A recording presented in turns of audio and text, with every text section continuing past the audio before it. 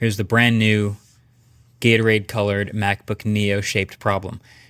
The starting price for a MacBook has been $1,000 for a new machine for the past couple years. Now it just dropped to $600 and actually $500 if you have a student discount. And if you've seen the reviews, you already know it turns out that they did a great job with the Neo to making it feel. Yes, the first time I booted this up to set it up, it took me like 45 minutes because of all the forced updates and then all these mandatory sign-ins. And then it's asking me to use Microsoft 365 and then OneDrive and then all these other services, et cetera, et cetera.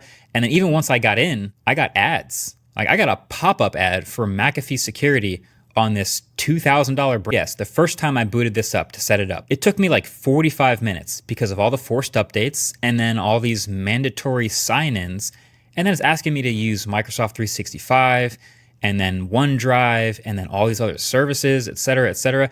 And then even once I got in, I got ads. Like I got a pop-up ad for McAfee Security on this $2,000 brand. Think about it, that Windows versus Mac laptops is basically the same as iPhone versus Android. Because just like Android, the advantage of the Windows side is the variety and the choice.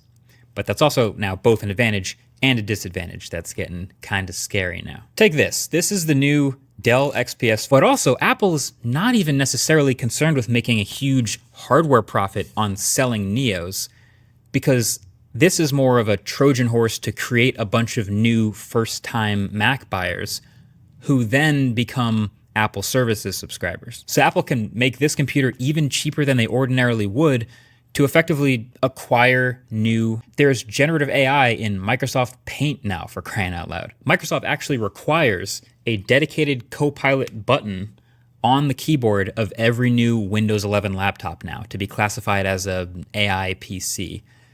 Whatever that means. So it's just between that and the ads, it's just not really feeling like a totally premium experience. This is the new Dell XPS 14. I used to really like XPS computers back in the day. Some of my oldest computers were XPSs. Then Dell did this thing where they killed off the XPS, the Latitude, and the Inspiron names and rebranded them into Dell, Dell Pro, and Dell Pro Max for some reason. Then they came back to their senses and brought back XPS, and I bought this one. And this thing, now there's obviously still reasons why people buy high-end Windows laptops. It's still a lot of the choice and the variety, and there are certain things you still can't get in Mac land. Like if you want a high-end gaming laptop, you know, that's one of those common things. You can go get a Razer Blade with a 5070 and a 240 hertz display. That's an option. So there are still those things.